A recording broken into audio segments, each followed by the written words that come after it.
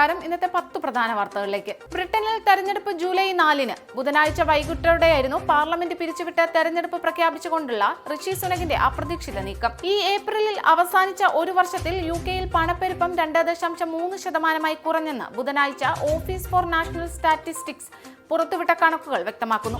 കഴിഞ്ഞ 3 വർഷക്കാലത്തിനിടയിലെ ഏറ്റവും കുറഞ്ഞ നിരക്കാണ് ഇതെന്നാണ് റിപ്പോർട്ടിൽ പറയുന്നത്. ഹെലികോപ്റ്റർ അപകടത്തിൽ മരിച്ച ഇറാൻ പ്രസിഡന്റ് ഇബ്രാഹിം റൈസിയുടെ ജനാസ നമസ്കാരത്തിന് പരമോന്നത നേതാവ് ആയത്തുള്ള അലി ഖമനായി നേതൃത്വം നൽകി. ആക്ടിംഗ് പ്രസിഡന്റ് മുഹമ്മദ് മക്ബർ അടക്കമുള്ളവർ ചടങ്ങിൽ പങ്കെടുത്തു. പലസ്തീനെ സ്വതന്ത്ര രാജ്യമായി അംഗീകരിച്ച 3 യൂറോപ്യൻ രാജ്യങ്ങൾ അയർലൻഡ്, നോർവേ, സ്പെയിൻ എന്നീ രാജ്യങ്ങളാണ് പലസ്തീനെ അംഗീകരിച്ചത്. ലണ്ടനിൽ നിന്നുള്ള വിമാനം ആകാശച്ചുഴിയിൽപ്പെട്ട് ഒരാൾ മരിക്കാനിടയായതിന് പിന്നാലെ ക്ഷമ ചോദിച്ച് സിംഗപ്പൂർ എയർലൈൻസ് സിഇഒ. SQ-321 വിമാനത്തിൽ യാത്രക്കാർക്കുണ്ടായ അനുഭവത്തിന് ക്ഷമ ചോദിക്കുകയാണെന്നും യാത്രക്കാർക്ക് ആവശ്യമായ സഹായങ്ങൾ നൽകുമെന്നും അദ്ദേഹം പ്രതികരിച്ചു. തെക്കേ ഇന്ത്യയും കാവിയണിയുമെന്ന പ്രസ്താവനയുമായി പ്രധാനമന്ത്രി നരേന്ദ്രമോദി.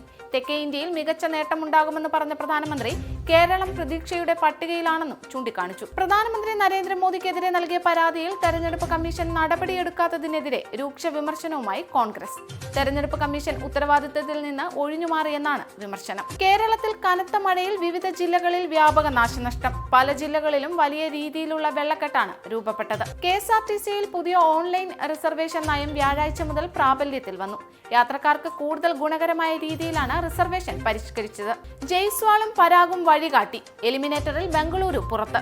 IPL എലിമിനേറ്ററിലെ നിർണായക പോരാട്ടത്തിൽ റോയൽ ചലഞ്ചേഴ്സ് ബംഗളൂരുവിനെതിരെ രാജസ്ഥാൻ റോയൽസിന് 4 വിക്കറ്റ് വിജയം. ഇതോടെ ഇന്നത്തെ 10 പ്രധാന വാർത്തകൾ ഇവിടെ പൂർണ്ണമാവുന്നു. കൂടുതൽ വാർത്തകൾക്കും വിശദവിവരങ്ങൾക്കും Anand TV UK channel subscribe ചെയ്യൂ. ഒപ്പം Anand TV mobile app download ചെയ്ത് സൗജന്യമായി ആസ്വദിക്കൂ.